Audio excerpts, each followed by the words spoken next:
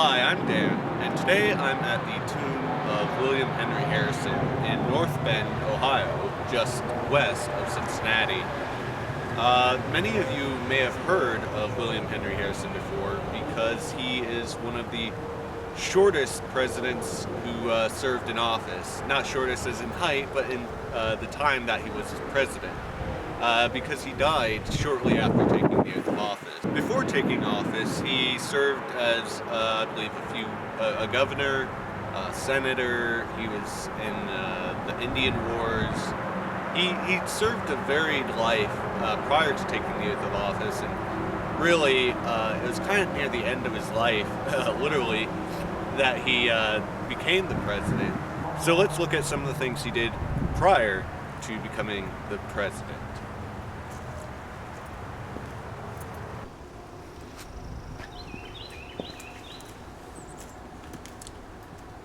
Harrison began his career in the military and managed to work his way up through the ranks during various campaigns in the Northwest Territory. He'd become sort of a frontier politician when he became governor of Indiana shortly after leaving military service.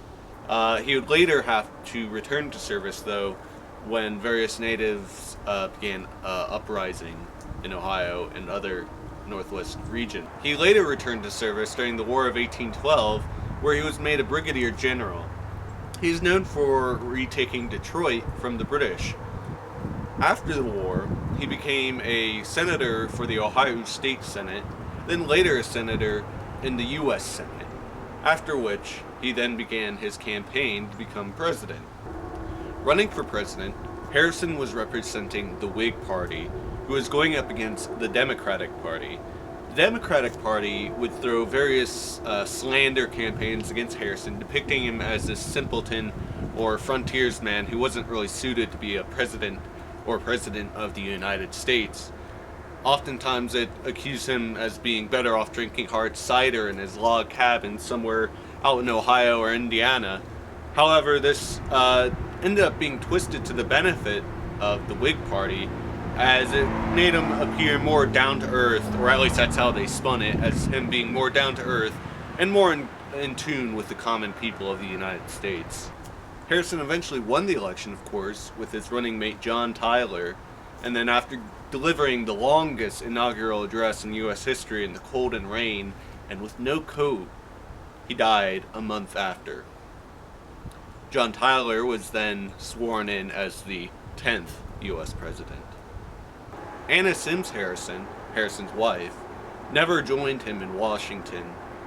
She hated the idea of him becoming the president, as he was already up there in age at this time, and she believed that he should have just stayed in retirement, but others kind of poked and prodded him into becoming the president, and understandably, from her point of view, it'd be easy to see how you could say that it resulted in the death of her husband.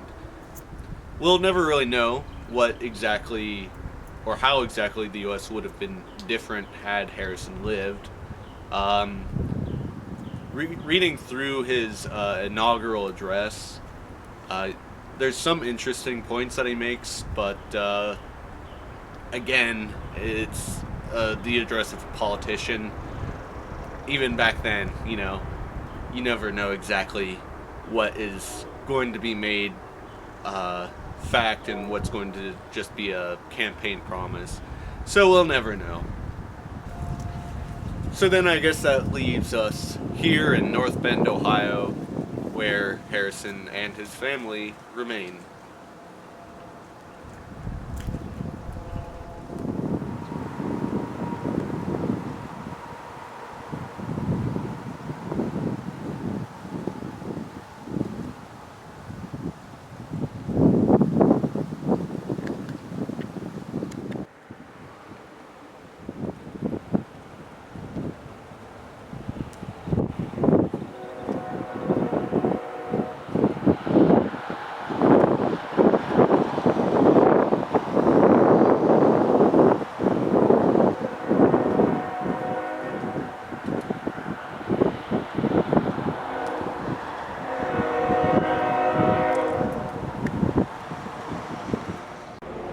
Here you'll notice that the gate to the tomb is currently closed and locked.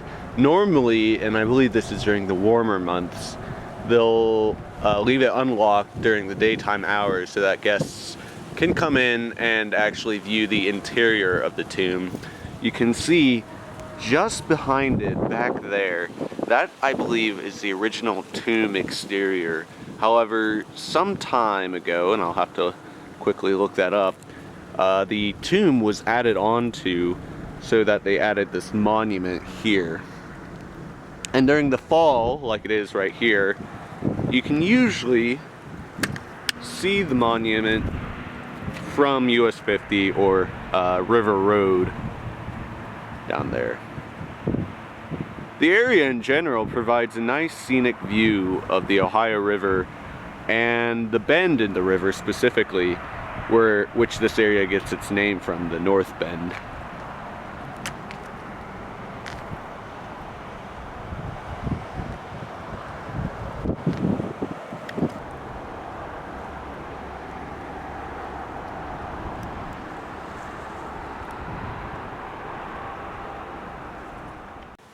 Here again we have a shot of the gate, but it's kind of dark in there, and my camera, being an old digital one, isn't very good at picking up anything.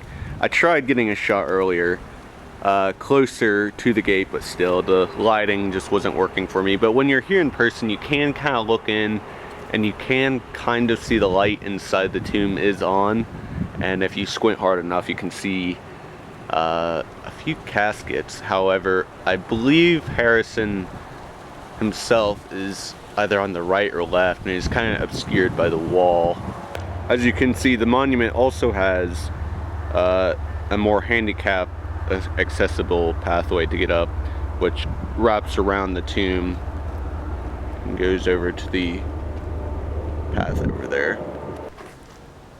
Just across from the parking lot for the Harrison Monument tomb is the Congress Green Cemetery. However, out of respect to the rules of the area, I'm not going to film over there, as photos and videos are more meant for personal use, as it is a cemetery. But there you might find various family members of the Harrisons and other people who lived in the area, I believe. You may notice just beyond Congress Green Cemetery is a caboose also. That's kind of a neat sight, but be warned, if you do want to come here, that is on private property over there. That's someone's private caboose. But you are allowed visiting the cemetery itself. Behind me is the Sims Cemetery. It was established by the Sims family, and they had hoped to make this area a new bustling city.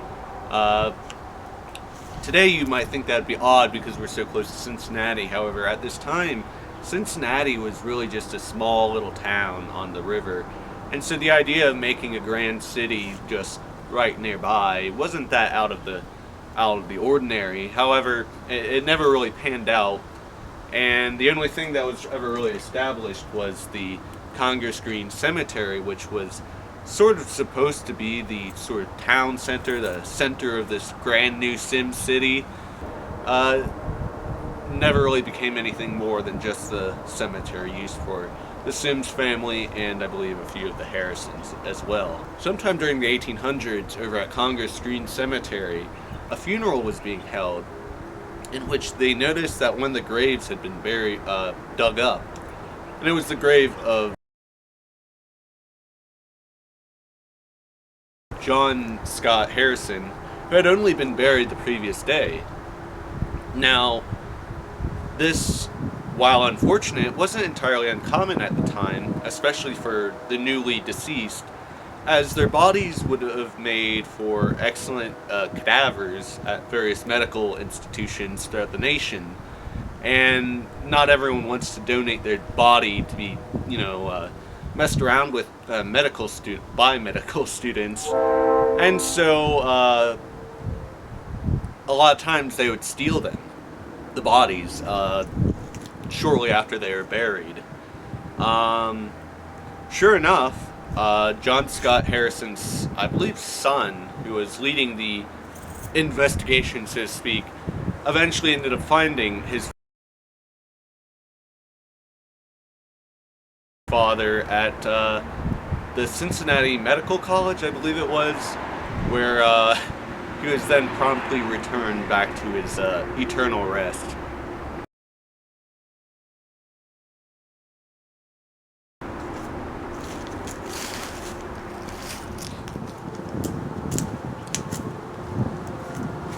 So this concludes my video on the Harrison Monument and Congress Green Cemetery. I hope you found it interesting. This is my first attempt at making a video like this, and I hope to do more whenever I get the time between work and whatnot. I hope you enjoyed it. If you have any recommendations about how I might improve or what you might like to see, that'd be fantastic. So yeah, maybe leave a comment and have a nice day.